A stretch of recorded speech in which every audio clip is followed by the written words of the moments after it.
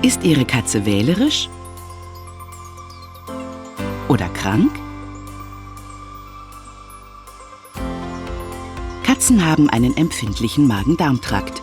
Bereits nach 24 Stunden ohne geeignetes Futter kann es zu Problemen kommen.